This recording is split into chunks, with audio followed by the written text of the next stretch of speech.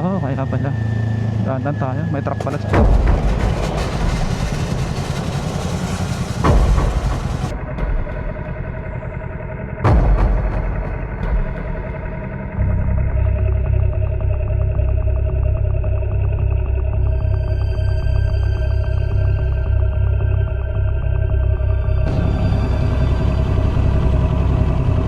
ay, gago. Yung plate number ko. Shit.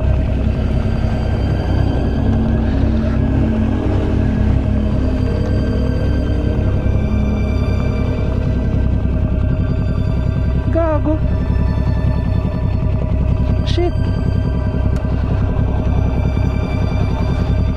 Tanggal, boy.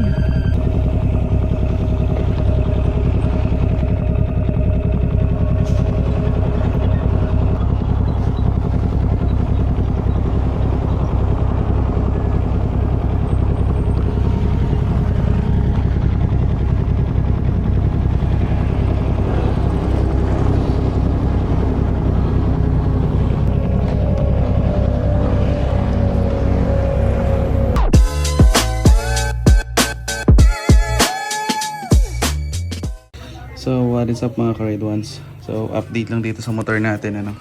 So ito yung nangyari. Ayan. Naputol mismo siya dito. Kaya kailangan natin palitan to.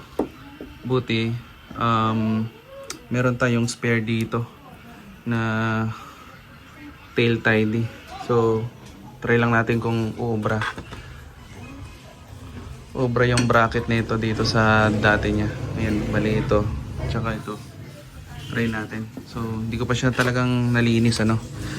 Kasi galing pa siya sa Montalban.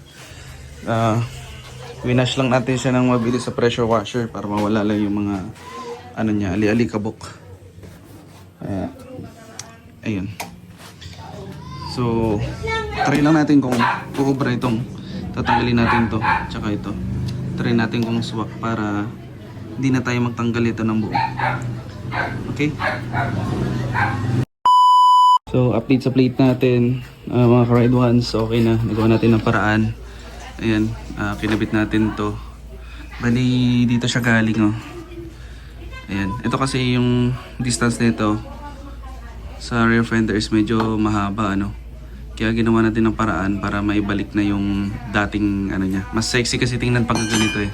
Mas malapit siya. Tsaka mas matutupi ko pa siya pag ganun. Gusto ko na medyo aesthetic. Tsaka sa mga gusto ko siya na ano ba, picturean ba ganun.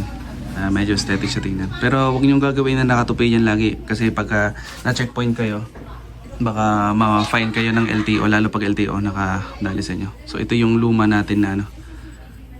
Yan, luma natin na ano. Aluminum kasi ito eh. Hindi siya steel plate. Kaya, ayun, bumigay din siya.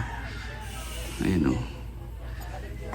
Kaya, ito, mas makakapal. Kasi yung material nito is steel plate siya talaga. Hindi siya aluminum. Kaya kahit anong vibration niya, hindi siya mapupunit. Ayan, kagaya nito. Ayan o. So, steel plate yan. So, binali ko lang tong sa dati niya na ano, sa dati niya na plate number yan. Ayan. So, sobrang dumi ng motor natin. Ayan. So, update. Ayan. Hindi pa nalilinis. Lilinisin ko pa lang yan ngayon. Ito yung exhaust hanger natin nakalagay. So, kinunik ko lang siya dito. Ayan. Ayan. Para safe rin yung motor natin, syempre. Lagay tayo ng GPS. Oops. GPS. So,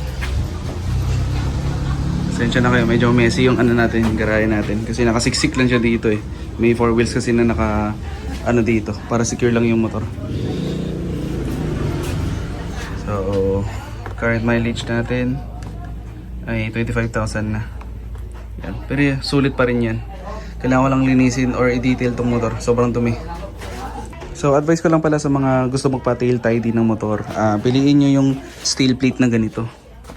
Yung material niya. Kasi pag aluminum, tsaka pag naglagay kayo ng support sa plate, kagaya netong sa akin, medyo bumigat kasi ng konti. Gawa nga ng ito. Para naman sa protection ng plate number to. Kasi gawa nga ng maiwas yung pagkakatupi niya lalo kasi yung existing kasi na sa akin, ayan, napansin nyo may punit na. Kaso it's too late na para maglagay na itong backing plate niya. So, i-advise na aluminum talaga yung material, or I mean yung steel plate na yung material na gagamitin natin. Pero ito itatabi ko pa rin to just in case. So, ayun lang. Ride safe sa lahat. God bless.